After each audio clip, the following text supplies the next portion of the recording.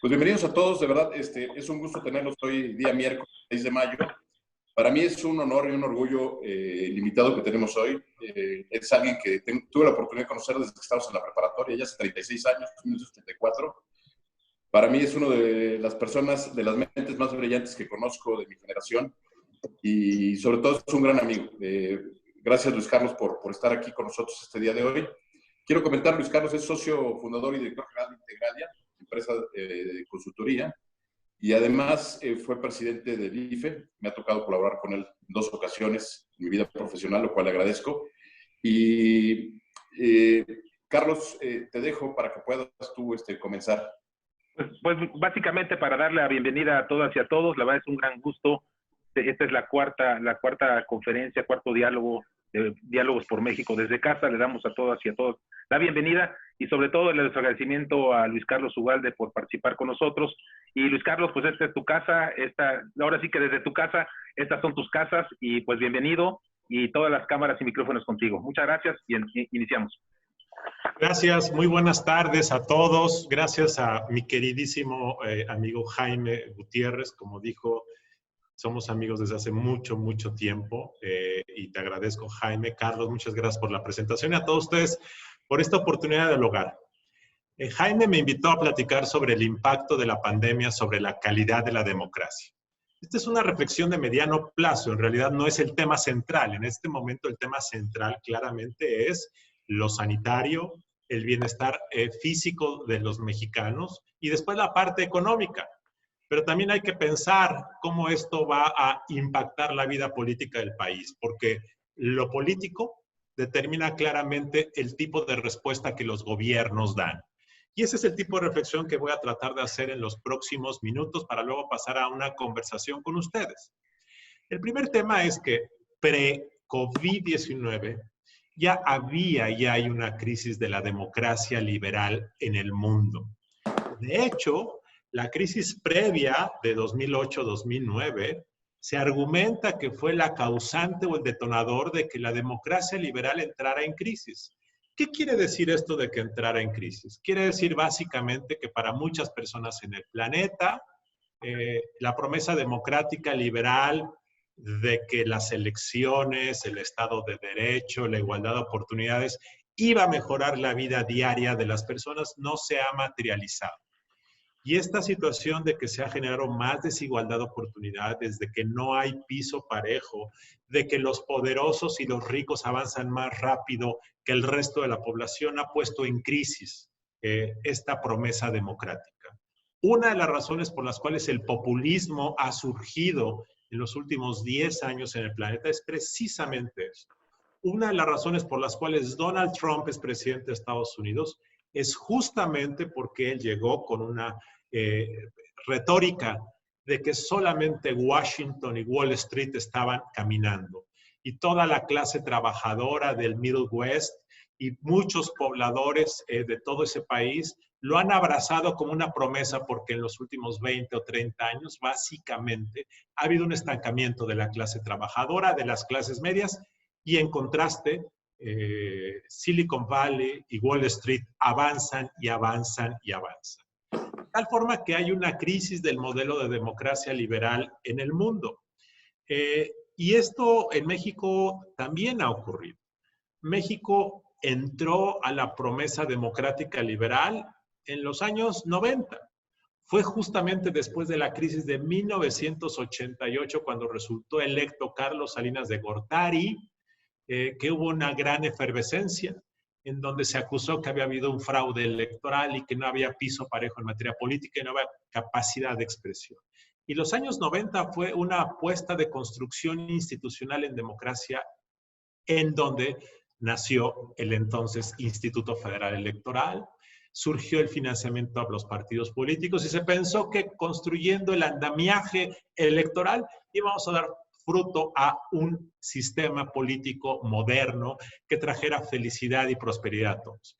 En 2000 justamente se da esa alternancia que para muchos fue simbólicamente el nacimiento de la democracia y muchos pensaron que ese era nuestro fin de la historia, que a partir de ahí México iba a ser un progreso lineal y ascendente. El hecho es que si uno toma como referencia todos los años, digamos, de la nueva democracia mexicana entre 2000 y 2018, uno lo que ve es que por una parte hubo una expansión de libertades, creció la clase media, disminuyó la pobreza extrema, aumentó la oferta de bienes para los consumidores mexicanos y otro tipo de beneficios. Pero por otro lado, en ese periodo la corrupción creció, la impunidad que ya existía en el siglo XX se consolidó y se expandió, las desigualdades entre algunas regiones del país se expandieron, el abuso del poder se mantuvo, la inseguridad que no existía se expandió a niveles inimaginables. Y para muchas personas, que la apuesta democrática se acompañe de más corrupción, más abuso, en ocasiones más frivolidad en el ejercicio del poder es algo inconcebible. Y por eso es que justamente la retórica de López Obrador fue y ha sido exitosa, porque claramente exhibe que entre la promesa y la realidad hay un trecho enorme. Y esta es una de las razones de la frustración, el sufrimiento, el que efectivamente, aunque ha habido un avance en términos absolutos de grupos de la población que han superado la pobreza extrema, han superado la pobreza, clases medias, el hecho es que la percepción al interior del país es que unos avanzan mucho y unos aprovechan mucho del poder. Y esta situación y la percepción del abuso del poder genera mucha rabia, mucha ira y mucha frustración. Y esa es una de las razones por las cuales López Obrador triunfó en 2018. Quiero resaltar, antes de entrar al tema en cuestión, que López Obrador no es un creyente de la democracia liberal, y ese es un primer tema que hay que sacar. Ha habido una enorme frustración entre quienes creen en la democracia liberal, eso es, las instituciones, el Estado de Derecho, el método electoral, el equilibrio de poderes, el control gubernamental, el combate a la corrupción institucionalizado. Todos estos que son principios de la democracia liberal, son principios en los cuales López Obrador no cree. López Obrador cree en la democracia como un mecanismo transformador a favor del pueblo. Para López Obrador, la democracia es un instrumento de reivindicación popular. La democracia es acción. Por eso, cuando a López Obrador se le dice dónde está la rendición de cuentas, que por qué hay asignaciones directas, que por qué no toma en cuenta al Congreso, López Obrador no entiende porque para él la democracia es útil en la medida en que ayuda a que el pueblo mejore. La división de poderes, el control institucional, la transparencia, son estorbos para un político populista que cree en la acción, en la transformación. Todas estas creencias liberales del buen gobierno, del equilibrio, de los procesos de control, de las mejores prácticas de gobierno corporativo, López Obrador no le importan, le parece que son intereses muy sofisticados de élites liberales conservadoras, y ese es el principal problema que hay en la concepción de López Obrador.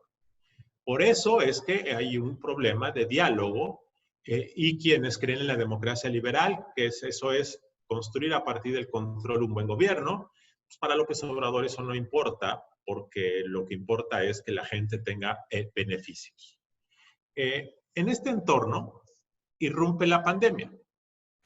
Y la primera pregunta que se han hecho muchos analistas en el mundo es, si la crisis de 2008-2009 fue un insumo para que surgiera el populismo, bueno, no surgió en 2008-2009, ya venía surgiendo, pero lo expandió.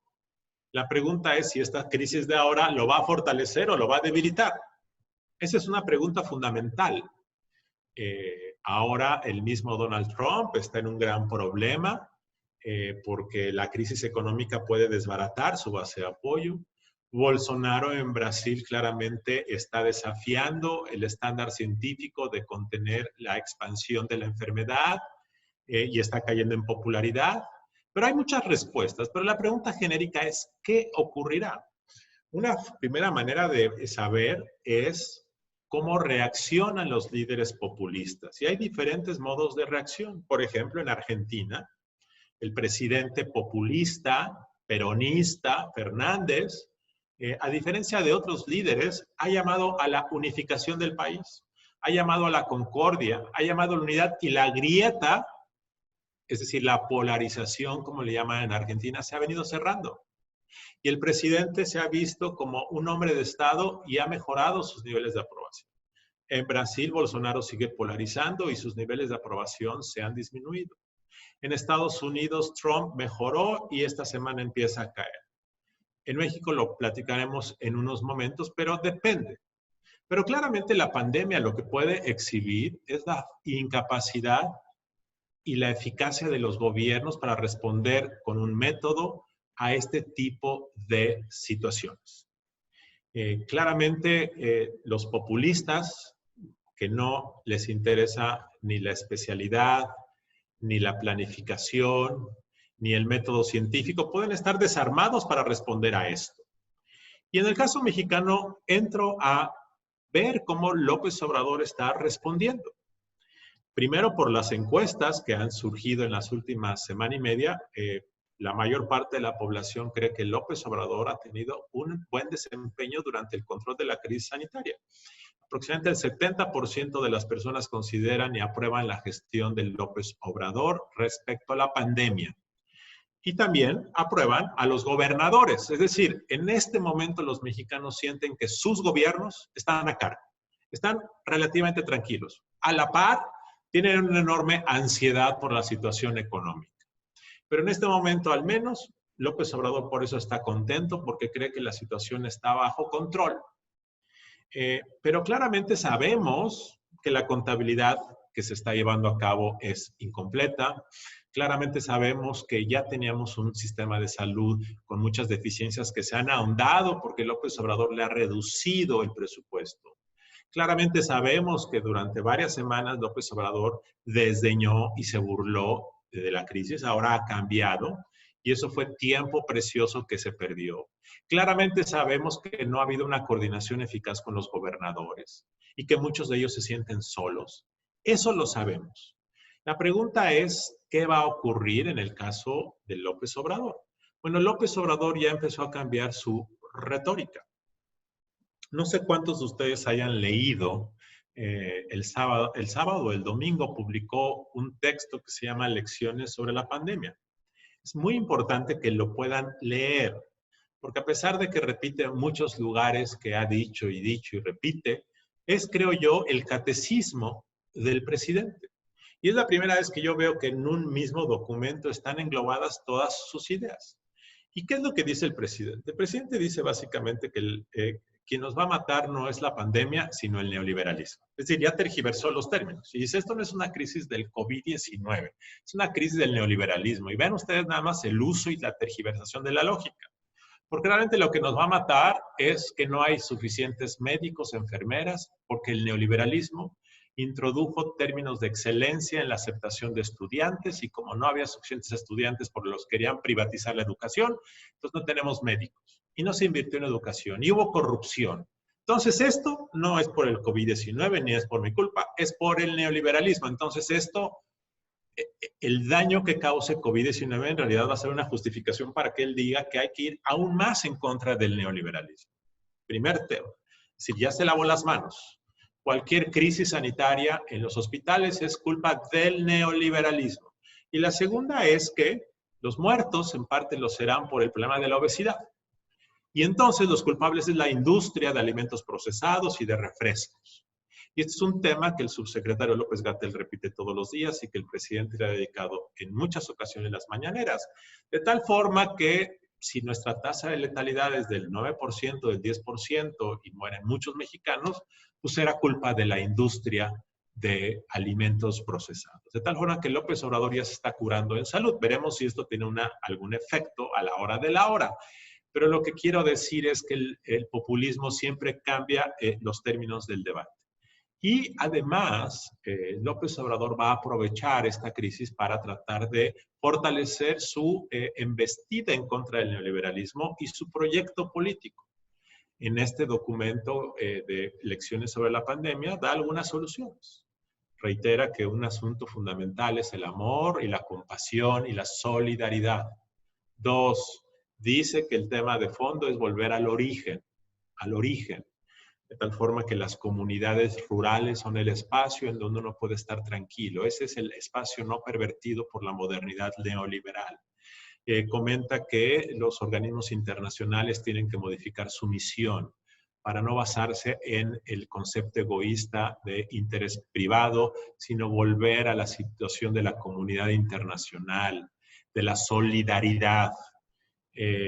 Y comenta que, por lo tanto, la solución a este problema en realidad es seguir combatiendo el liberalismo, el amor, la amistad, la concordia, las comunidades originales, la distribución de los medicamentos y introducir una reforma importante. De hecho, es probable que esta crisis del COVID-19 vuelva a López Obrador un internacionalista y que entonces inauguremos con esto la política internacional de López Obrador basada en el amor, la solidaridad y la eliminación del interés privado en las relaciones económicas internacionales. Este es un tema muy importante que seguramente va a ocurrir. Ahora bien, ¿cuáles son las consecuencias políticas que vemos? Y esto, lo que voy a decir en los próximos minutos, es parte de la investigación para nuestros clientes que llevamos a cabo en Integralia Consultores. Integralia Consultores es una empresa de análisis de riesgo político y lo que nosotros hacemos es tratar de ir viendo qué viene adelante para que nuestros clientes puedan irse adaptando y minimizando los riesgos de operación. ¿Qué vemos en Integralia? Primero, el tema de pesos y contrapesos. Gran parte del riesgo que implica López Obrador y el populismo en general es que los populistas quieren invadir todo el espacio institucional y personalizarlo. Y claramente aquí hay dos elementos. Uno es que en términos de emergencias, los líderes populistas tienden a asumir poderes extraordinarios. Claro, lo justifica la situación. Toques de queda, facultades extraordinarias en temas de gobierno por decreto, temas presupuestarios. La semana pasada, por ejemplo, antepasada, el presidente presentó una iniciativa para aumentar sus poderes presupuestarios, una iniciativa que afortunadamente se ha detenido. Están en este momento, por ejemplo, en términos del mercado eléctrico, tomando decisiones para favorecer a CFE y hacer disparejo el despacho de energía. Es el tema de las energías renovables. Y claramente las emergencias con la gente dispersa y confinada en sus hogares, el gobierno puede hacer lo que quiera. Y como todo el mundo está focalizado en un tema sanitario de protección, hay muchas cosas que están ocurriendo en este momento. Entonces hay un riesgo de que esta crisis sea una oportunidad del presidente para concentrar más poder, pero también es cierto que hay otro tema que es el tema electoral. En 2021 hay elecciones, es la elección más grande de la historia de México y claramente antes de COVID-19 en Integralia Consultores ya detectamos que lo más probable es que Morena tuviera un peor desempeño que en 2018, o dicho de otra manera, que le fuera menos bien que hace 2 años. En 2018 claramente para Morena fue un resultado extraordinario, pero el desempeño de sus gobiernos a nivel local, la caída de la popularidad del presidente, la situación de la economía que está deteriorada, la situación de la inseguridad que ha empeorado. Todos esos factores pre-COVID-19 nosotros lo detectábamos como una situación de que Morena iba a decaer. Y un tema muy importante, los conflictos enormes que tiene Morena en todo el país. La pregunta es si COVID-19 va a acentuar esto o lo va a acolchonar. Creo que es muy temprano para poder concluir. Por una parte, estas encuestas que les comentaba de que se aprueba la gestión del presidente pues son coyunturales, pueden cambiar en cualquier momento, pero sobre todo el tema es que haya o no haya saturación de centros de salud, haya o no haya muchos fallecidos o menos fallecidos, lo cual habrá que esperar 2, 3 semanas para verlo. El tema es que después vendrá el impacto económico y sin duda ese impacto será importante. El presidente ya dijo hoy en la mañana y lo ha repetido mucho que la caída del PIB no importa. Y no importa porque para el presidente esas son medidas neoliberales. Lo que importa es el bienestar del alma, la solidaridad entre todos. De tal forma que si el PIB de México cae 15% este año, no importa. Al presidente lo tiene sin cuidado eso. Claro, el tema es que sí importa y 1 millón de desempleados o 1.200.000 o los que sean sí importan e importan mucho. Pero la retórica del presidente va a hacer esa. Nosotros pensamos en Integralia que sí va a haber un costo electoral para el proyecto político del presidente. Nosotros pensamos que ceteris paribus, lo que va a ocurrir es que seguramente Morena tendrá una mayoría menos potente en la Cámara de Diputados. La pregunta es si será, hoy tiene 66% Morena con sus aliados. La pregunta es si bajará a los 60 bajos o a los 50 o si bajará de 50. Pensamos que seguirá siendo la principal fuerza, pero no tan potente como el día de hoy. Y también pensamos que a nivel local, la presencia enorme que tiene Morena se va a acotar. Entonces, 2021, por una parte, durante este año, el presidente en los hechos, por la vía administrativa, burocrática, puede concentrar más poder. Por otra parte, lo electoral siempre es un colchón que nivela. Esto ya ocurrió en el año 2009, en cuando el PAN perdió como 60 diputados después de la crisis meses antes. También ocurrió en 1997, cuando el PRI perdió 70 diputados en esa elección 2 años después de la crisis del 95. Entonces, este es un tema que puede ocurrir, pero habrá que esperar. ¿Cómo impactará la pandemia en el equilibrio electoral? Segundo tema, el tema de la desigualdad. Claramente en Integralia nosotros pensábamos que las primeras mediciones del Coneval iban a arrojar buenos resultados para el gobierno, pero claramente ahora, aunque López Obrador esté inyectando más dinero a sus bases de programas sociales, es claro que el desempleo te puede jalar el problema hacia abajo y entonces el saldo será negativo. Tercer tema que nosotros vemos con mucha preocupación es el tema de la captura territorial del país por el crimen organizado. Este asunto ya era un problema mayor. En muchas entidades del país, el 60 o 70% del territorio ya es dominado por el crimen organizado. Eso es una realidad. Pero es probable que el efecto de esta pandemia sea que ese problema se expanda. Y se expanda primero porque los gobiernos locales tienen muy pocos recursos. Segundo, porque la calidad directiva de muchos ayuntamientos en México se ha caído, sobre todo con el resultado electoral de 2018. Tercero, porque como hemos visto en los medios, el crimen organizado está aprovechando este momento para expandir su base social, repartiendo despensas, eliminando a sus adversarios.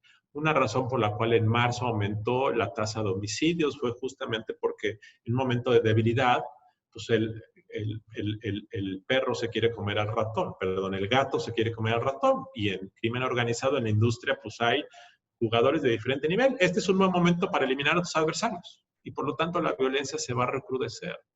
Piensen además, por ejemplo, en el tema del huachicoleo. El precio de los combustibles está tan bajo que el huachicoleo tendrá que moverse hacia otras actividades de delincuencia y por lo tanto creo que una razón es que habrá más expansión territorial del crimen, porque además ha habido por parte del gobierno una actitud permisiva de no ver, dejar pasar, y esto es un tema muy, muy grave. De hecho, dentro de algunos meses o durante 2021-2022 podremos ver quizá que la tasa de violencia se reduzca en el país y que sea presumida por el gobierno. Pero será por una mala razón, será probablemente porque se habrán creado controles monopólicos regionales por parte del crimen organizado y entonces se establecerá una suerte de pax narca y el gobierno presumirá que ya no hay violencia, pero en el fondo será por una mala razón, porque probablemente haya habido una expansión del crimen organizado. Otro tema que vemos como una consecuencia probable de esto es el tema de la conflictividad social.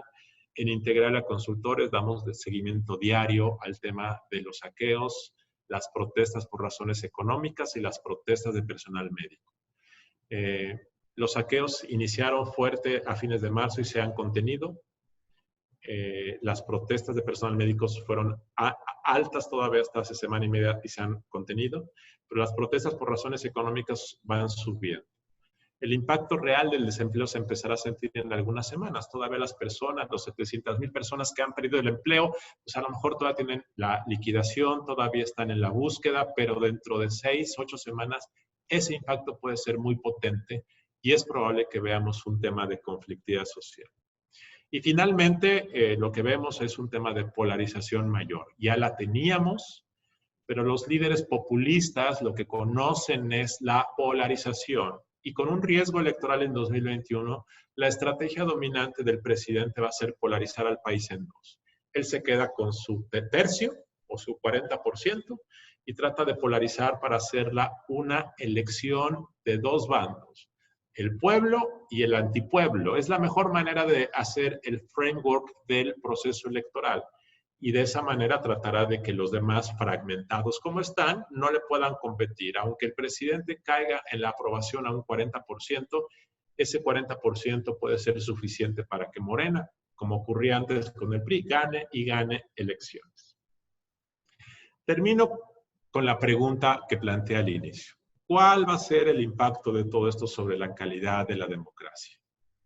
Y claramente tengo que decir que yo soy un creyente de la democracia liberal, a pesar de que acepto que sus resultados en el caso mexicano fueron muy malos. Y no fueron malos porque la democracia liberal esté equivocada. Fueron malos por la frivolidad, por la corrupción, por el abuso del poder de amplios segmentos o de algunos segmentos de la clase política mexicana.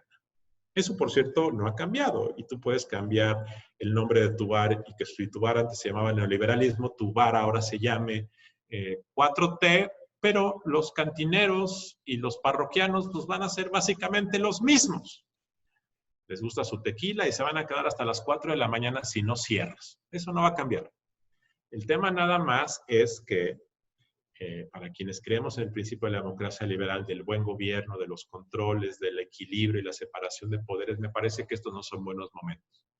No son buenos momentos porque si López Obrador resulta exitoso en su proyecto transformador o si sus criterios de éxito se mantienen, popularidad, mayor recursos para los grupos vulnerables, esto simplemente va a mantener vivo el proyecto de derruir los principios liberales de la democracia e instaurar una democracia popular participativa.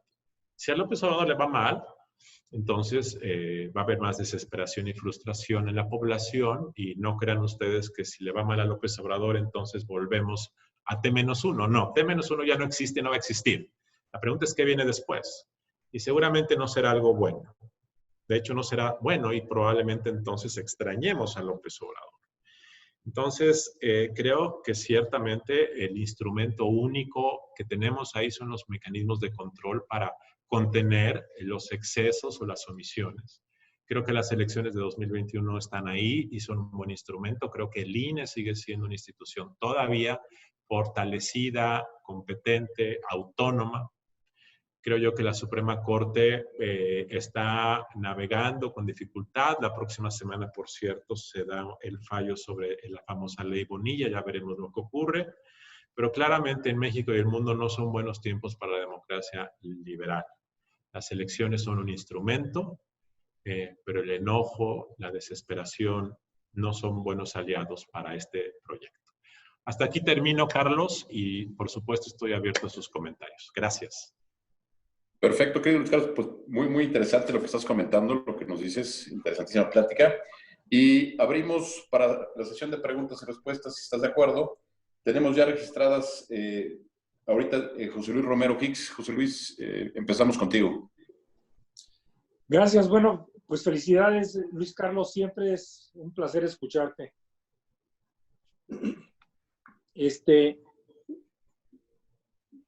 La pregunta que tengo es si el efecto de la pandemia, ¿cómo puede influir en el estilo de hacer elecciones el año que entra? Y si los efectos de la pandemia en términos generales pueden mover varios de los temas de la democracia a futuro, como el voto electrónico, por ejemplo. Bueno, el voto electrónico me parece que pre-COVID-19 es una buena idea, reduce costos, hace más precisa la contabilidad de los votantes. Me refiero a la democracia electrónica, el voto electrónico presencial. Yo siempre he pensado que la reunión en la plaza pública durante una jornada electoral es algo positivo, porque genera vida en comunidad. Claramente el tema del voto electrónico a distancia es un tema que todavía está en cuestionamiento por los temores de que no pueda ser seguro. Pero el voto electrónico presencial a mí me parece una buena idea y ojalá prospere. Del voto electrónico a distancia no lo sé. Ciertamente en 2021 será imposible emprenderlo. A mí la verdad es que esto del voto a distancia no me gusta, pero claramente van a surgir voces de que propongan que es importante intentarlo.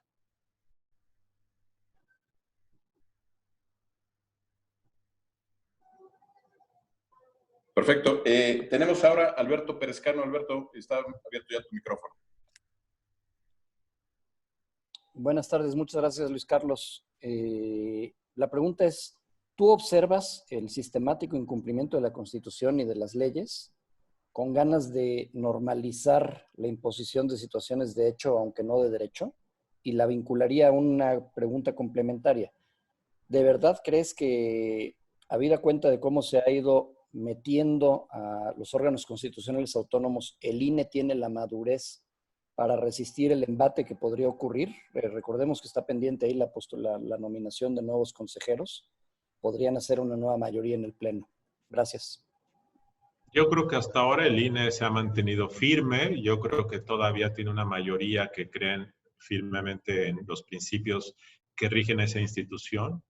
De hecho, la elección de 4 consejeros que se inició hace mes y medio o 2 meses y que se suspendió, al inicio fue visto con mucho temor por muchos que decían que era el método de captura.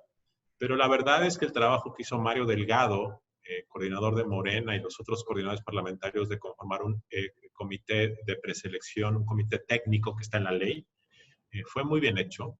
Y de hecho el proceso iba bastante bien. De hecho yo creo que esa elección iba a dar un buen resultado porque iba a ser validada por todas las partes y yo creo que lo que iba a resultar de eso era la elección de 3 o 4 buenos consejeros. ¿Por qué? Porque tenían un método, hubo entrevistas, hubo un examen escrito, y el hecho de que estuviera ahí metido uno de los mayores críticos del INE, que es John Ackerman, y que él estuviera validando, pues porque eran reglas claras, me parece que al final iba a fortalecer al INE. Desafortunadamente eso se suspendió, se va a retomar, pero yo tenía mucho temor de que fuera una captura y ese riesgo lo veo moderado. Ahora bien, el tema realmente del próximo año, más que el INE, es el presidente, porque el presidente, si percibe que hay un riesgo de que pierda, pues se va a querer meter. Ya hay una alerta amarilla en estos días de que mandaron cartas de entrega de algunos apoyos a través del IMSS con la firma del presidente, algo que está prohibido en la ley. El presidente la semana pasada dijo, está bien, acato, pero el día de ayer la Consejería Jurídica de la Presidencia impugnó esa prohibición, de tal forma que ese es el tema. Por ejemplo, pues según dice la norma, el presidente tiene que suspender sus conferencias mañaneras durante toda la elección. ¿Ustedes creen que López Obrador se va a retirar a su casa 3 meses sin mañaneras? Ese va a ser un problema mayor. Entonces, ese son el tipo de riesgos. El INE yo creo que está fortalecido. La pregunta más que el INE es el Tribunal Electoral, porque el Tribunal Electoral puede revertir las decisiones del INE. Y esa es un tema que hay que ver con lupa. Mario Sugawara nos está haciendo alguna pregunta por ahí. Mario, te abrimos el micrófono entonces para que hagas tu pregunta. Sí, gracias, Carlos. Gracias por la exposición. Tengo un par de preguntas. Mencionabas que es un buen proceso el que estaba viviendo el Congreso con la elección de los consejeros electorales. Sin embargo, ya vimos que pues ese proceso lo pueden llevar a cabo y al final del día no resulta bien. Ahí está el ejemplo de la Comisión Reguladora de Energía. Está el tema de la CNDH, hacen un proceso, lo simulan, lo arman y al final del día acaban haciendo y poniendo a la gente que quiere el presidente. ¿Cómo controlar? Digo, tú estuviste metido en el tema del IFE o INE. ¿Cómo acotar ese poder que tiene o que quiere tener el poder en esta parte tan importante para mantener la democracia, sea liberal, sea 4T, sea como sea, la democracia, ¿cómo podemos hacer los mexicanos para evitar que se haga una toma de la institución, que en este caso, bueno, que en los otros casos no se pudo evitar, ¿no? Gracias. Bueno, primero, Mario, esto no es nuevo. Y durante los últimos 20 años, los gobiernos, en plural, han una y otra vez querido entrometerse, presionar. Durante los últimos años, sobre todo durante los últimos 8 o 9 años, los gobiernos, en plural, han gastado y desviado una cantidad de recursos infame para apoyar a candidatos. Infame. Y esta corrupción en el fondeo de campañas políticas y de empresas y de empresarios es una cosa que ha distorsionado, ha debilitado y ha corrompido la democracia electoral. Esto ya ha ocurrido y ha sido muy, muy grave. Una de las razones por las cuales la incapacidad del gobierno actual por poder poner orden en la casa y poder contener la corrupción de los gobernadores se debió, en buena medida, creo yo, a cómo se fondeó la campaña de 2012. Entonces, ese problema ha existido y esa corrupción ha sido desbordada. Y también en ocasiones el INE y el Tribunal Electoral han sido acusados de no haber puesto en orden, en parte porque a veces no pueden, porque simplemente no se observa. Es un tema muy importante. Segundo, en el caso del Tribunal Electoral, en 2016 se eligieron a los actuales magistrados. Y un minuto antes de que fueran a tomar posesión, los partidos PRI, PAN y PRD se pusieron de acuerdo y cambiaron sus plazos en una acción totalmente inconstitucional. Claro, ellos pensaban que de esa forma iban a evitar que el nuevo gobierno se los apropiara. Pero muchos piensan que no importa eso, porque finalmente cualquier gobierno puede apropiarse de las instituciones. Entonces, ahora, ¿qué es lo que está pasando con el nuevo gobierno? Pues está pasando exactamente lo mismo, que el nuevo gobierno ve como un estorbo que le pongan restricciones y lo está haciendo entonces. Pero yo creo, a pesar de que para 2021 al menos, logísticamente hablando, el INE tiene la capacidad para contar votos, recibir votaciones con un estándar profesional, con el presupuesto todavía más o menos adecuado. Todavía, claramente, esta elección de los 4 nuevos consejeros en el último minuto se puede echar a perder. Sí, estoy de acuerdo. Pero al menos hay un comité de preselección que está acotando ese abuso. Al final puede ocurrir, sí puede ocurrir, pero es más complicado. Ya veremos, pero yo veo que puede haber una posibilidad de que el INE se mantenga. Aun y cuando si esos 4 consejeros nuevos fueran verdaderamente personas totalmente cooptadas, otra canción sería, pero yo creo que la probabilidad de que eso ocurra es baja actualmente. Perfecto, gracias, Luis Carlos. Tenemos a Javier Sandoval. Muchas gracias. ¿Me escuchan? Sí. Perfecto, Luis Carlos, muchas gracias por tu exposición muy, muy completa. Aunque ya lo mencionaste, puntualmente te quería preguntar, en tu punto de vista, Morena y sus aliados mantendrán el Congreso en las intermedias. Es la primera. La segunda, ¿qué piensas también de los gobernadores? ¿Seguirán tan fuertes en su votación la gente de Morena? La tercera es, tú sientes lo que yo percibo, que con el paso del tiempo los comunicadores están empezando a perderle miedo a la 4T, están empezando a comunicarse. Y la cuarta, si tú ves la posibilidad real que el presidente intente el tema de la reelección. La primera pregunta era sobre el Congreso, ¿verdad? Pues yo creo que la probabilidad, yo creo que Morena, que hoy tiene una mayoría calificada, la va a perder. O sea, el 66% necesario para modificar la Constitución. La pregunta es, ¿a qué nivel va a caer? Si va a caer arriba del 50 o por debajo del 50. Yo pienso que va a seguir siendo el partido más importante, pero el que no tenga la mayoría calificada o la mayoría absoluta hace una enorme diferencia. Simplemente les quiero decir que en 1997 el PRI se mantuvo como el principal partido en la Cámara de Diputados, pero ya no alcanzó el 50+1. Y eso cambió totalmente la lógica política en este país. Así es que sí creo que va a tener menos legisladores, pero mucho va a tener que ver con la política de alianzas y de coaliciones. Tiene que ver también con un tema muy importante que es que quién le hace frente. Es decir, por ejemplo, en el caso del PAN, el PAN va a ser el partido más competitivo en 2021, pero hay una irrupción de un nuevo jugador que se llama el Partido México Libre de Felipe Calderón. Ese partido le va a quitar al PAN 3, 4 puntos. Un partido como el PAN, que ganaría una elección frente a Morena, sin esos 3 o 4 puntos puede perderla.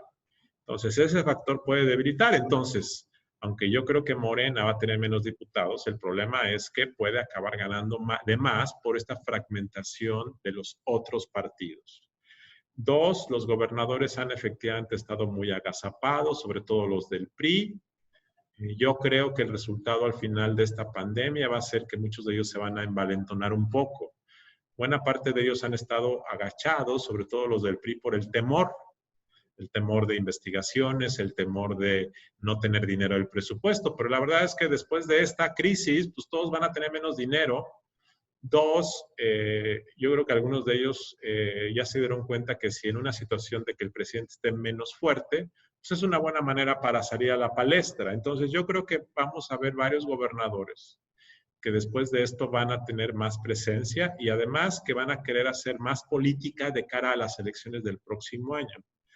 3, respecto a los medios de comunicación, el comportamiento de los medios de comunicación ha sido bastante tradicional, como en el pasado, como lo fueron con Felipe Calderón y con Enrique Peña. Básicamente, la mayor parte de los medios se han plegado al gobierno, aunque López Obrador diga otra cosa.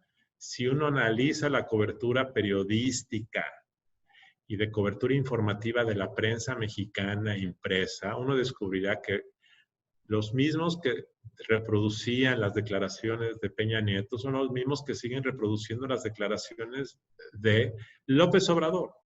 En realidad, López Obrador confunde el periodismo con las columnas de opinión. Son cosas diferentes. Claro, en las columnas de opinión, puedes tener un periódico y hay varios, claros ejemplos en donde tienes que la cobertura, las primeras planas nunca tocan al presidente, nunca hay periodismo de investigación, salvo 1 o 2 periódicos, entre ellos Reforma, que sí hacen investigación y que sus 8 columnas son a veces investigaciones críticas del gobierno. La mayor parte de los periódicos son declarativos, reproducen las actividades del presidente. Bueno, eso sigue siendo lo mismo. Algunos columnistas son muy rudos. A eso se refiere el presidente, eso lo van a seguir siendo, pero el periodismo sigue siendo bastante complaciente, tan complaciente que las mañaneras para el presidente son un sábado de gloria, son lo más fácil porque no hay ningún tipo de cuestionamiento severo. Pero también lo que creo es que dependiendo de qué ocurre en las próximas semanas y con la crisis, los medios se ensañan. Y claramente los medios yo creo que van a volverse más críticos. Por cierto, esto no es nuevo, esto le pasó a Peña Nieto después de 2014.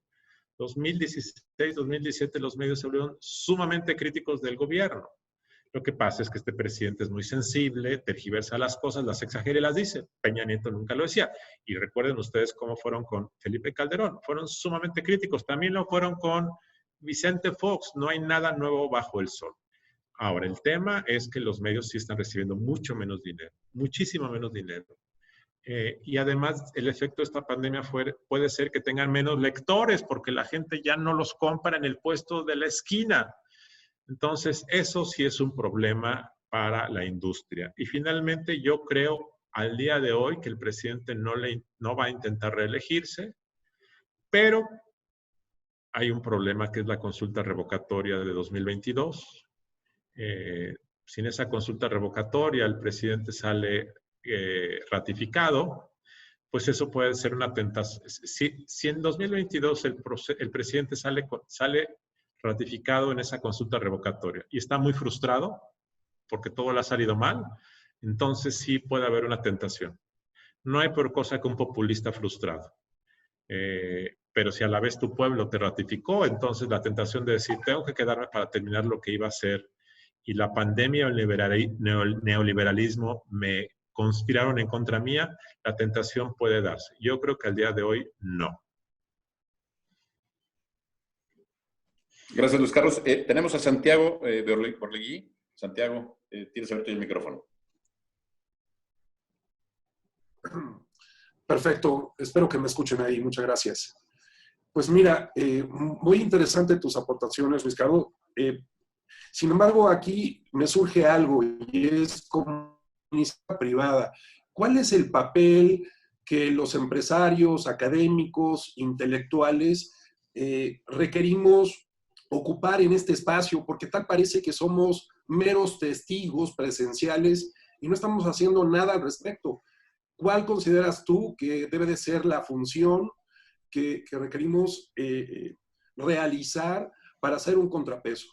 Gracias. Invertir en infraestructura democrática. ¿Qué quiere decir la infraestructura democrática? Todo aquello que te permite mantener un sistema plural, de crítica social, de medios de comunicación. ¿En qué hay que invertir? Hay que invertir en medios de comunicación. Hay que hacer donaciones para que haya más prensa profesional e independiente. Hay que donar para que haya más organismos de la sociedad civil. Hay que donar para que haya más observatorios. Eso es algo que se puede hacer y se debe hacer. El gran problema es que en general los empresarios mexicanos han sido siempre bastante apáticos, bastante timoratos y no quieren invertir. No le ven prefieren invertir en una rifa del avión porque creen que eso es lo que te compra acceso que invertir en infraestructura democrática.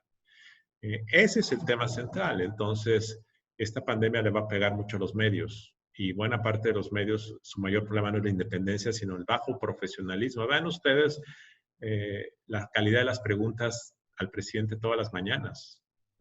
Vean eso. Si ahí hubiera 5 buenos reporteros, otra cosa sería ese tipo de ejercicios del presidente. Entonces, ese es el gran tema. Hay que meterle dinero, pero claramente nadie lo está haciendo, pocos lo quieren hacer. Y la otra, hay que participar en actividades comunitarias. Me refiero a marchas, protestas, crítica. Pero yo diría lo primero, ese es el tema, invertir en infraestructura democrática. Gracias, Luis Carlos. Sigue Luis Sánchez. Luis, tienes el micrófono. Gracias, Jaime. Pues muchas gracias. Primero que nada, Luis Carlos, me parece muy buena e interesante tu plática. Tengo una pregunta. Parece que en México, o de acuerdo con lo mismo que está señalando, con lo que vemos en los medios, etcétera, el proyecto de López Obrador pues, pareciera imparable, ¿no? No hay equilibrios, los órganos autónomos están deshechos prácticamente, no hay contrapesos, pues los partidos están desaparecidos por complicidades, temor, a investigación, la razón que sea, o venganzas, ¿verdad? Pero están desaparecidos. Mi pregunta es que cuando menos lo que se ha visto, al único que le teme López Obrador es a Trump. Es decir, voy a decir en general a los Estados Unidos, pero en particular a Trump. Ahí está que Trump se mete a arreglarle que no tenga que bajar los barriles del acuerdo de la OPEP. Ahí está que ya digamos, parte de los arreglos o manejos que tienen. Ahí está el tema de que ponemos a la Guardia Nacional a hacerle el trabajo de Estados Unidos. Efectivamente construyó el muro, como bien dijo Trump, con el dinero de los mexicanos, etcétera. Pero también ahí está que López Obrador estuvo expedito a sacar el ahora nuevo NAFTA, ¿no? El nuevo Tratado de Libre Comercio, actualizado con los Estados Unidos y Canadá. Entonces, mi punto es este. Pareciera que no hay ningún contrapeso a este señor y sus políticas, etcétera, etcétera.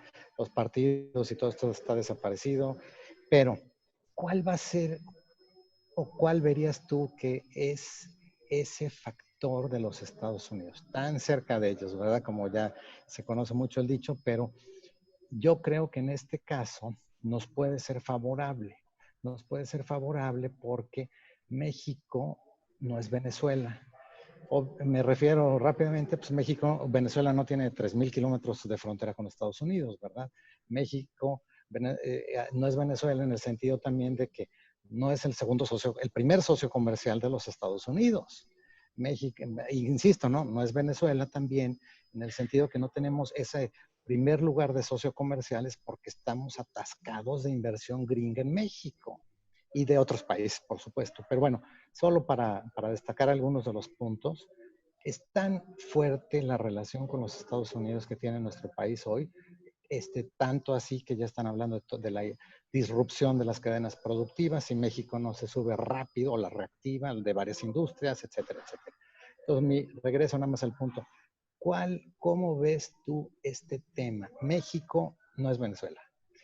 No creo yo que pase lo que pasó en Venezuela. No quizás porque los mexicanos tuviéramos capacidad, no hemos encontrado, creo, cómo ponerle un alto a este señor. Llegará el 2021, por supuesto, pero ¿cuál es el factor de Estados Unidos? Estados Unidos no creo que permita que este país, así su backyard, ¿no?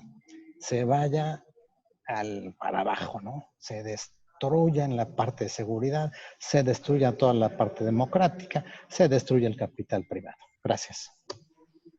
Mira, yo creo que la pregunta no es si vamos o no a ser Venezuela. Yo no creo que vamos a ser Venezuela. Nunca he pensado que vamos a ser Venezuela. La pregunta es, ¿cuál va a ser el impacto sobre la calidad de la libertad? ¿Cuál es el impacto sobre la calidad de nuestra democracia? ¿Cuál es el impacto sobre la eficacia del gobierno? Sobre la igualdad, sobre el Estado de Derecho. Primer tema. Segundo tema, la gran relación no es con Estados Unidos, es con Trump. En realidad, este gobierno no se ha dedicado a construir una buena relación con Estados Unidos, sino con Trump. Y es muy importante decirlo, porque Trump es un populista y en ese sentido, pues se entiende muy bien con otro populista. Y a Trump lo único que le interesa es todo aquello que fortalezca su posición política. ¿Por qué está feliz con López Obrador? Porque le construyó un muro de personas en lugar del muro de concreto. Básicamente envió a 27,000 tropas mexicanas a cuidar la frontera. Y claramente ese va a ser un factor central para la campaña de reelección de Trump. Entonces Trump está muy agradecido. Que eso detone la violencia en otras regiones del país porque no hay Guardia Nacional, a Trump no le importa. Que haya más desigualdad en México, a Trump no le importa. Que se destruya la libertad de prensa, a Trump no le importa. A Trump lo que le importa es, uno, detener la migración, y eso está ocurriendo. Y dos, que las cadenas productivas se mantengan para que la industria automotriz en Estados Unidos siga funcionando, lo cual se va a resolver. Todo lo demás que ocurra dentro de México, pues, que se hagan pedazos, no importa. Eso es muy importante. Ahora, el tema es que a nosotros sí nos importa, porque tú puedes tener al Bajío produciendo al 100% autopartes, tener a Querétaro en la industria de la aviación, tener a Tijuana y a muchas zonas, y el resto del país estar en mala situación, tener captura del crimen organizado, tener malos gobiernos, tener más corrupción. Ese es el gran tema. Y un político populista como Trump, eso no le importa. Entonces puede ser incluso peor para nosotros el tener un presidente en Estados Unidos satisfecho porque el gobierno mexicano le está dando los bienes que él necesita para su agenda personal, y eso me parece muy grave. Dicho de otra manera, había habido hasta antes de Trump una política de principios en la diplomacia exterior de los Estados Unidos que están perdidos. ¿Cuáles eran esos? El propiciar que en el mundo hubiera derechos humanos, democracia, libertades, Esto, por cierto, ha sido muy criticado porque en muchas ocasiones los Estados Unidos lo usaron como un instrumento para apoyar enemigos, para apoyar amigos y denostar enemigos. Pero había una suerte de más principios de la política exterior que se ha diluido. Dicho de otra manera, si los demócratas ganan la Casa Blanca en 2020, en noviembre, creo que López Obrador va a enfrentar un gran problema porque su agenda de relacionamiento personal se va a ver visto diluida. Dos, porque los demócratas están muy molestos, ¿no? Desde hoy, están desde el gobierno de Peña, que en 2016, en la misma tesitura, trajo a Trump a México para quedar bien con él. Entonces, si ganan los demócratas, yo creo que esa situación va a cambiar. Yo creo que este toma y daca convenenciero que ha ocurrido actualmente se va a desvanecer y yo creo que entonces esa alianza que ha ayudado al presidente mexicano en Washington se va a romper. Yo creo que a la larga al mundo y a México le conviene mejor que no gane este señor Trump porque le está haciendo un enorme daño a la democracia en el planeta. Perfecto, Luis Carlos. Tenemos dos preguntas más, ya casi llegando al límite del tiempo. Olga, por favor, tienes abierto el micrófono. ¿Me escuchas, Olga? Gracias. Sí. ¿Me escucho bien? Gracias, Jaime. Gracias, Carlos Sandoval, por traernos a este gran ponente. Y gracias, Luis Carlos, por estas reflexiones que nos haces. Mi pregunta es, ¿qué retórica o qué acciones se pueden tomar para frenar el populismo? En México, en la región, en el mundo. ¿Cómo darle razones a la población para que elija vivir bajo los valores de la democracia? ¿Cómo quitar ese peso que se le ha dado a la democracia liberal, de que va a resolver los problemas económicos, de desigualdad, de inseguridad? En resumen, ¿cómo convertir electores en demócratas? ¿Es cuestión de partidos de oposición? ¿Es cuestión de ciudadanía organizada o no organizada? ¿De empresarios? ¿Cómo lograr esto? Gracias. Pues mira, el gran problema es que toda esta retórica de la democracia liberal pues no se tradujo en cosas concretas para las personas. Bueno, perdón, estoy exagerando. La democracia liberal sí ha traído muchos beneficios. La libertad es una de las cosas. Por cierto, las libertades que hay en nuestro país es una de las razones que explican por qué los mexicanos son tan felices en general. Dos, la diversidad, la libertad de elección, el clima de solidaridad comunitaria. Eso no es un principio de democracia liberal, eso es una característica de México. En fin, ya no hay abusos directos sobre la integridad de las personas como a lo mejor lo había hace 30 o 40 años. Entonces, ha habido algunos avances y también es cierto decirlo, muy importante, durante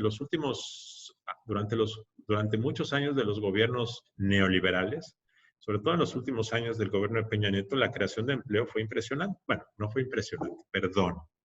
Hubo una creación significativa de empleo formal, hubo mucha atracción de industrias al país. México hoy no se explicaría sin la apuesta neoliberal de Salinas de Gortari, que por cierto, López Obrador nos dice que está desmontando el neoliberalismo, pero lo que ha protegido desde el día 1 es la primera apuesta neoliberal de su archienemigo Salinas de Gortari, que fue el acuerdo comercial con Estados Unidos. Entonces, es una retórica antineoliberal tramposa porque escoge lo que le guste y lo que no le gusta. Pero el tema es que en este momento la gente todavía está contenta con el ejercicio populista, hay esperanza. Yo creo que ha venido cayendo. El tema es que si este proyecto falla, pues el que llega al escenario no es la democracia liberal. Lo que puede llegar es otra cosa terrible y eso es a mí lo que me preocupa mucho. Ahora sí, un narcogobierno o un comediante, un futbolista. Ese es el gran problema. Yo creo que el gran tema en este momento es que los empresarios tienen que hacer su parte. Los empresarios pequeños, medianos, creo que el CCE y la Coparmex han estado haciendo un gran esfuerzo por tratar de organizarse. Creo que este llamado a hacer un pacto sin el gobierno, dado que el gobierno no quiere, es un buen camino. Yo creo que estos ejercicios como este que ustedes organizan con Jaime y con Carlos es muy importante. Yo creo que el tema es tratar de hacer que la participación en los rangos intermedios de la sociedad, pequeños empresarios, periodistas, estudiantes universitarios se dé. Es muy importante eso. Difícilmente veo en este momento que podamos todavía cuestionar que el nuevo modelo está fallido. Pues, ¿cómo va a ser fallido? Si el otro modelo duró 30 o 40 años, pues te pueden decir, oye, acabo de llegar, dame 15 años, ¿no? En fin, yo todavía creo que hay algunos pesos y contrapesos funcionando. No creo que todos los órganos autónomos estén capturados. La Comisión Federal de Competencia Económica está haciendo un muy buen trabajo. El Instituto Nacional de Estadística, Geografía e Informática está funcionando correctamente. El INE, como comenté, lo está haciendo.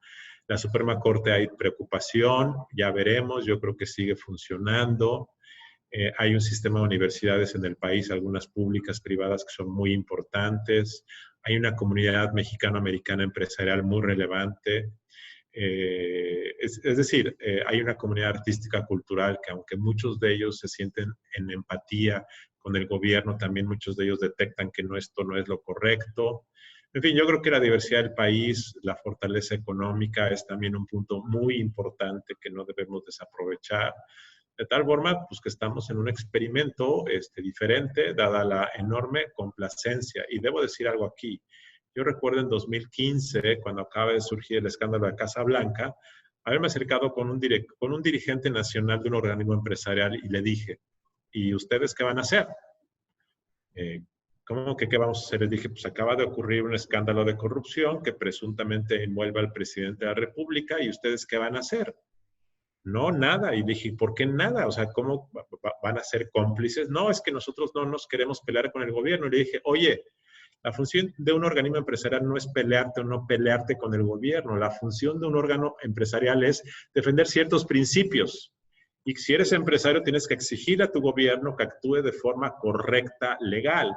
Y si tú no haces nada o no emites una opinión frente a un escándalo de esta magnitud, ¿qué clase de órgano empresarial? El hecho es que nunca hicieron nada. Y a mí me parece gravísimo porque esa complacencia que había antes también se reproduce ahora. Entonces, yo nada más quiero decir que López Obrador tiene mucha razón en mucha de la crítica que hace respecto al pasado. ¿Por qué no decía nada? Yo creo que ese argumento de que si no dijiste nada antes, no puedes decir nada hoy, es inválido. Pero lo que sí creo es que muchos, por complacencia, comodidad o por ser beneficiarios, se quedaban callados a cosas terribles que pasaron antes y que justamente abrieron la puerta a este ejercicio que me parece que tiene riesgos, pero es un asunto de complicidad colectiva. Querido Luis Carlos, hay muchas preguntas, sin embargo, por obvio de tiempo, como lo dijimos, para el respeto de todos nosotros, tu tiempo, también vamos a dar paso a la última, que es la de Javier García Bejos. Tengo por ahí 8 preguntas después, que si quieren, Rafa Lagos, Brenamal, Raúl Estrella, Gaby Breña, Ángel Loria, Edgar Rodríguez, hacernoslas llegar. Tengo algunas aquí en el chat para pasárselas a Luis Carlos y que ya Luis Carlos personalmente las pueda responder. Les agradezco a todos la paciencia. Vas, Javier. Gracias, Jaime. Gracias, Carlos. Un saludo a todos. Felicidades por este ejercicio. Doctor, un gusto saludarte. Yo creo que el diagnóstico de todo lo que está pasando ha ido generando como una mayoría de opiniones. Todos tenemos compartimos quizás la lectura de que las cosas no van bien, de que hay un ataque a la democracia, que el gobierno no está haciendo lo que debería en muchos campos, está generando mucha incertidumbre. Pero hay un tema que a mí me parece que es bien peligroso. Quienes hemos estado en la administración pública sabemos que un país de 120 millones de personas pues no se puede gobernar ni desde las mañaneras, ni sin equipos, ni desde la ocurrencia, como si no existieran las instituciones. Y a mí particularmente me preocupa mucho el ataque que ha sido sistemático en contra de los servidores públicos. Les quito el aguinaldo, les bajo el sueldo. Cada vez tenemos a gente menos preparada en puestos de mayor responsabilidad ejerciendo el poder, y cada vez estamos viendo que ese debilitamiento de las instituciones está costando cada vez más al país, y basta con ver que después de lo que pasó con Prosper, el Seguro Popular y muchas otras decisiones polémicas, pues ahorita te viene una crisis de sanidad y lo que observas es que hay un problema de comunicación, de transversalidad entre el sector salud, el ejercicio de los recursos. ¿En dónde y cómo, doctor? ¿Qué podríamos hacer? Porque durante muchos años quizás avanzamos con el servicio civil de carrera y habíamos pensado que la tecnocracia o la meritocracia del gobierno más o menos funcionaba para preservar el orden de ciertas cosas. ¿Qué nos tendría que preocupar a los ciudadanos sobre la calidad del gobierno? ¿Cómo podemos exigir, buscar o generar instituciones o algo que detenga el deterioro de este problema que es fundamental? Porque si de por sí el coche no andaba rápido, pones un piloto que empieza a ser muy malo y eso lo haces en todas las esferas de gobierno, pues la realidad es que la afectación al final del día a nivel de resultados de este y de cualquier gobierno va a ser mayor. ¿Qué ideas hay para detener esto, doctor? Gracias, Javier. Pues sí, esto me preocupa igual que a ti mucho. Creo que aquí hay una destrucción neta de patrimonio del Estado. Es decir, ya se desmantelaron instituciones, órganos, ya se corrió a gente, ya se perdió talento, ya se perdió memoria. Eso ya ocurrió. Eso ya es una pérdida neta. Dos, este año, con el decreto de austeridad, quieren aumentar esta pérdida. Imaginen ustedes cuántas computadoras se van a dejar de comprar, cuántos archivos se van a perder, cuántas personas van a dejar de producir simplemente porque no hay recursos. Es muy, muy grave. Esa destrucción ya está ocurriendo. La pérdida de sentido de pertenencia, de lealtad, de orgullo, es gravísimo, gravísimo. Entonces, desafortunadamente, buena parte de estas son medidas de decretos del Poder Ejecutivo y desafortunadamente, pues esta destrucción va a continuar mientras no haya alguien que le diga que no puede. Y ese alguien que le diga que no puede se llama Cámara de Diputados, no hay de otra. El nuevo presupuesto que el presidente tiene que elaborar para que sea aprobado por la Cámara de Diputados, en caso de que no se apruebe su ley, sus modificaciones a la ley de presupuesto, podría ser otra historia si no tuviera mayoría morena, pero la tiene, así es que esto va a seguir todo este año, desafortunadamente. Creo que la única manera de tener eso, desafortunadamente, será en 2021 a través de la Cámara de Diputados, pero ahí sí es una pérdida real, neta, completa. De hecho, algo que yo me estaba preguntando es, un nuevo gobierno en 2024, si quisiera restaurar mucho de lo que se destruyó, ¿cómo podría hacerle? ¿Cuántos pedazos seguirá en el piso para tomarlos, pegarlos, reconquistar mucho del patrimonio? Bueno, porque también había excesos en la administración pública, que empezaron, por cierto, desde el gobierno de Fox, cuando ante la enorme liquidez de los precios del petróleo, mucho de ese dinero se fue a crear unas burocracias enormes, a nivel estatal eso fue terrible, entonces sí hubo un abuso. Pero lo que está viendo ahora, pues, es una destrucción. Entonces, pues sí, estoy muy preocupado, es muy triste, es muy lamentable, y creo que eso, pues, va a continuar. También quiero decir algo, ha habido también una destrucción a nivel de los gobiernos locales. Eso pues, no se ve a nivel nacional, pero la destrucción que ha habido ahí es terrible. Y el gran problema es que lo sustituyes con personas inexpertas, en ocasiones con avaricia, como es la naturaleza humana, muchas veces con un deseo de revancha, en ocasiones con resentimientos, y esta es una mezcla terrible, terrible para la administración pública. Entonces, eso es una destrucción, pero bueno, antes de despedirme, les quiero dejar un mensaje optimista. El país va a salir adelante, no somos Venezuela ni vamos a hacerlo.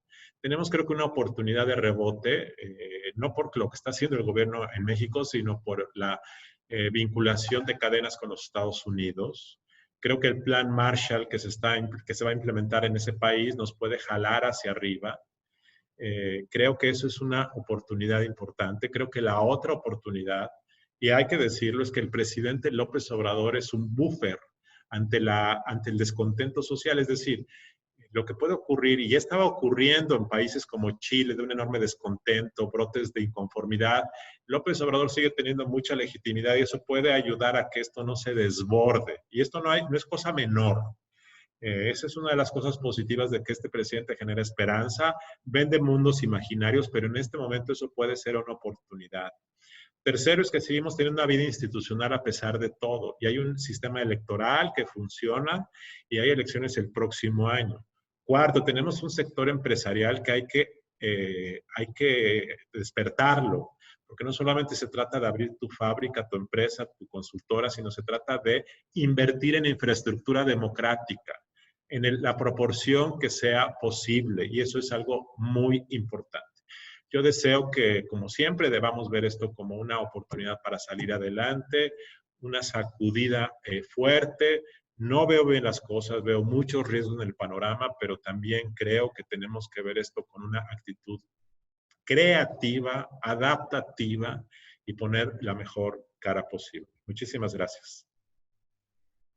Muchas gracias, querido Luis Carlos. De verdad agradezco tu tu tiempo, el que nos hayas dado esta plática, este servicio social para todos nosotros. Y se quedaron por ahí también otras dos preguntas, Fernando Peña y David Martínez, será para la siguiente ocasión, les hacemos llegar a Luis Carlos las preguntas. Y querido Carlos, no sé si quieras ya para terminar, Carlos Sandoval, si nos mandas por ahí un mensaje para todos aquí en el grupo.